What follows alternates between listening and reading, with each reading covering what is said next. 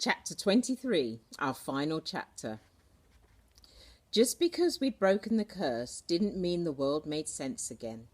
If anything, for a while at least, life got more complicated.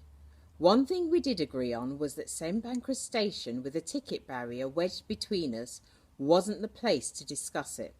So we all went back to Grandad's instead. As usual, we were greeted by Nefertiti and a hallway full of carpets and boxes. Yet instead of taking us straight into the shop, Grandad ushered us upstairs to the front parlour. The last time we'd used this room was in 1918, when the war ended, so I knew he had something really important to tell us, which gave me the jitters all over again. "I think everyone should sit down," he said. Wiping off the layers of dust, we perched on what chairs or stools we could find. Oz, who'd taken an immediate liking to Nefertiti, sat with her on the floor. From a drawer, Grandad took out an envelope with photographs inside, which Mrs. Mendoza seemed to recognise straight away. "That's my handwriting!" she cried in alarm. Grandad placed a hand on his chest. "I'm Ezra Wilkinson," he explained.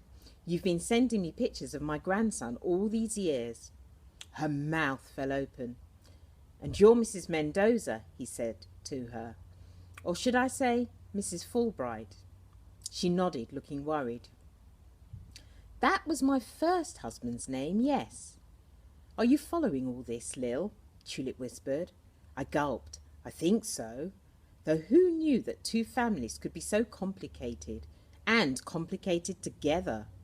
Certainly Mum seemed to grasp what was going on, because she'd got her hanky out and was dabbing her eyes.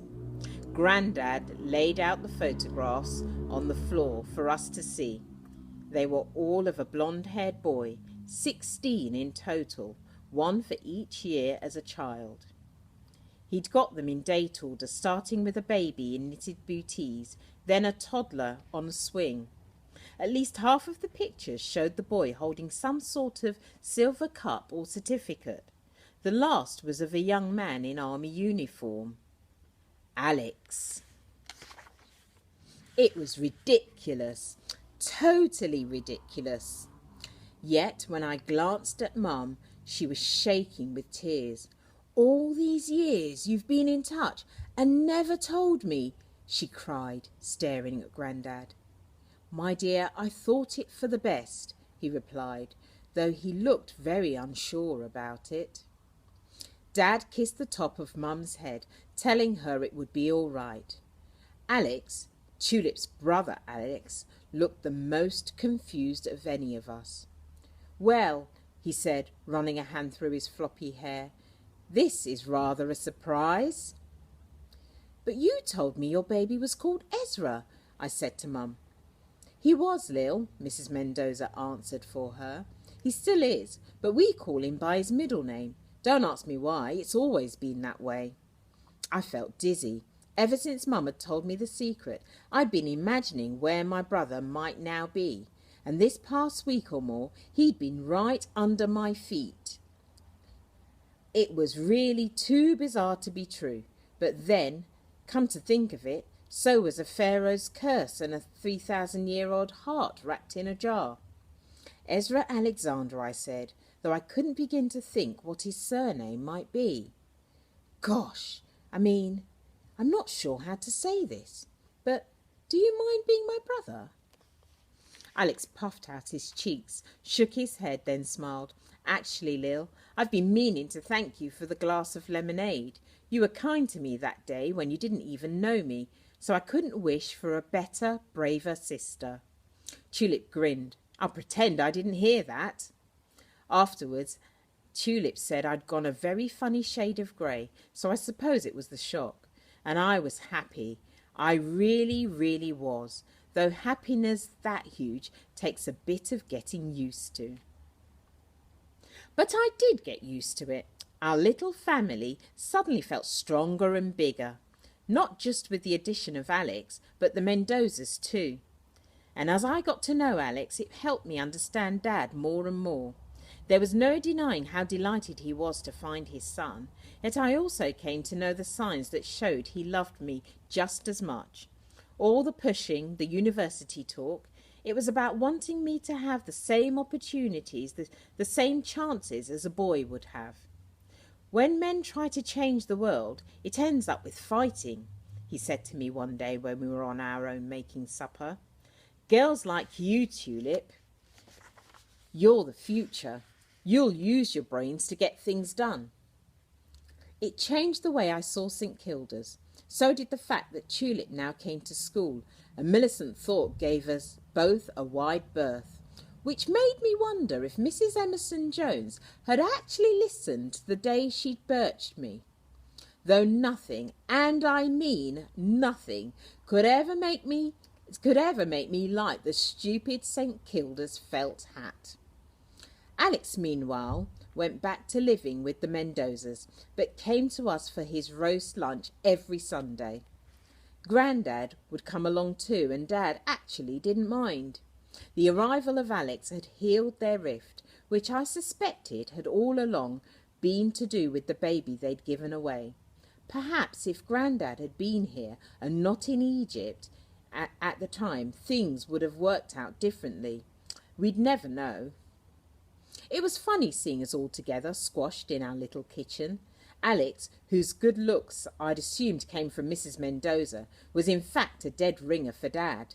His blue eyes were the same shade as Mum's and Grandad's, though Alex swore he looked just like me. I'd never thought of myself as this-haired or that-eyed, or whether I was half presentable in the face department. But even I knew that being likened to Alex wasn't going to be bad news by anyone's stretch. And when my parents sat on their chairs each night by the fire, they looked different too. Like a weight had lifted or a window had opened. They looked happier than they'd ever done. It was at our kitchen table a few months later that I heard the latest report from Egypt. That poor man, Mum muttered from behind the newspaper. I assumed she meant Mr Carter, who'd made the headlines again recently when a bust of Tutankhamun was found hidden, all boxed ready as if someone was planning to ship it out of the country. He faced suspicion, it seemed, at every turn. Don't feel sorry for Mr Carter, I said, finishing the last of my toast and getting up from the table. These days I walked the last bit of the route to school with Tulip and didn't want to be late. It's not him this time, love. Mum showed me the headline. Pharaoh's curse claims Carnarvon. Underneath I read the shocking news of Lord Carnarvon's death in Cairo.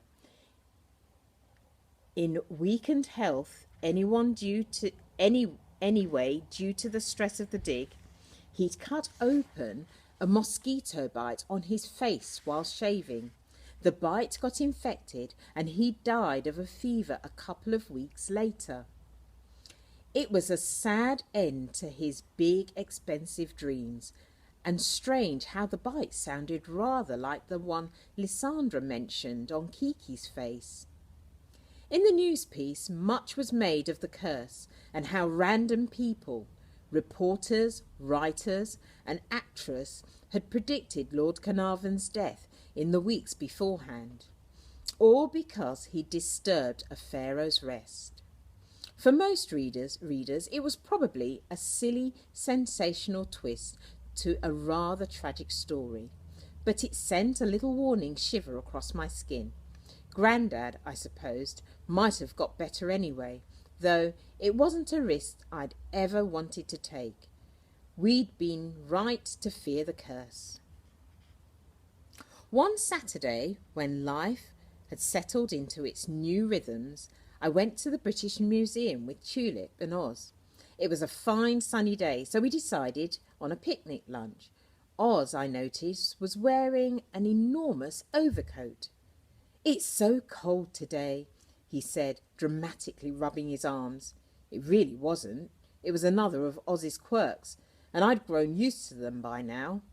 We were meeting Alex, who'd recently got a job in the Egyptian rooms, writing up Professor Hanawati's research findings.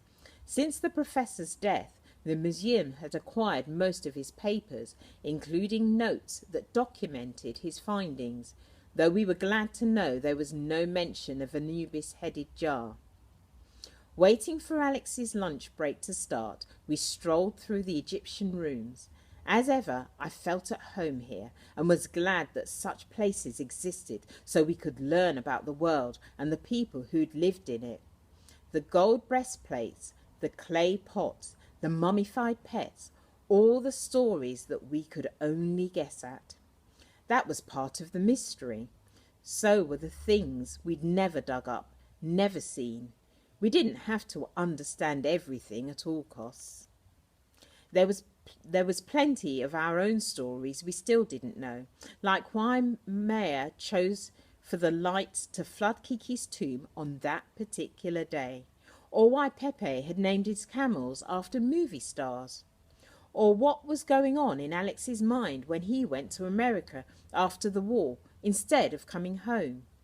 Even things like why the Washington Post never chased Mrs. Mendoza for her travel expenses incurred on a trip for 4 to Luxor. As Grandad himself would say, some things are best left alone. Mr. Carter didn't agree. In the Valley of the Kings, he'd now started emptying King Tutankhamun's tomb in earnest. But after Lord Carnarvon's death, his relationship with the Egyptians, already tense, got even trickier.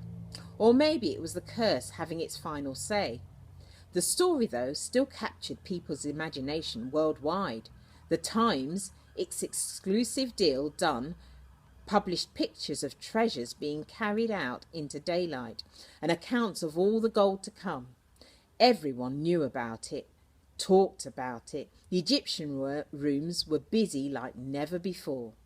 To me, it was still an intriguing tale, but now I was aware of a different side to it. It had lost some of its shine. Knowing Kiki, Lysandra and Maya were at rest, that to me was the real story, and it was worth more than gold. When Alex finally appeared for his lunch break, sandwich packet in hand, we agreed to go to Russell Square, where we hoped the grass would be dry enough to sit on. What's more, between us we had a brilliant selection of sandwiches and cake, so tasty that even Oz couldn't resist a nibble. The reason for his huge overcoat also became clear when it started moving of its own accord. I stopped chewing. I say, Oz, you haven't brought the cat along, have you? Nefertiti's head appeared by way of reply. We all pretended to be shocked, but the two had become pretty inseparable since the day in Grandad's front parlour. Oz had been going there regularly for tuition, which suited such a pair of history buffs very well indeed. Your Grandad didn't mind, Oz said, and Nefertiti certainly didn't. The picnic was soon gone, but the afternoon stretched before us, warm and lazy. Alex was the first to start gathering his things. Lunch hour's over. I'd better get back. Stay another 5 minutes, I pleaded. Yes, do, agreed Tulip. It's too nice to be inside. Oz nodded. Nefertiti meowed. Alex grinned. All right, 5 minutes it is. It had taken a long, dusty journey to get to this moment. Sometimes, even now, I just had to pinch myself. If the ancient Egyptians were right, and this life was our practice run for the next, then that was fine with me. My heart was here, in its rightful place. So we sat, friends, brothers, sisters, and a Siamese cat, for a little longer, all together with our faces turned to the sun.